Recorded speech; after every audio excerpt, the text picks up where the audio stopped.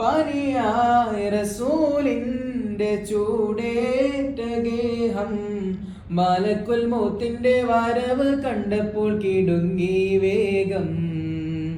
പതിയെ പിടിക്കൻ റസൂലെന്ന നാദം മനസ്സിൽ പറഞ്ഞ് മലരമുത്തിനെ നോക്കിയ നേരം. ഉലയാത്ത ഉമറും ഉടയുന്ന കണ്ടു, ഉടലായ മകളും ഉരുകുന്ന കണ്ടു. മെത്തയും കട്ടിലുമില്ലാത്തൊരു രാജാവിൻ വീടാ, മൊത്തത്തിൽ പൊട്ടിയ തോൽപാത്രമിൽ കഴിഞ്ഞൊരു കൂടാ.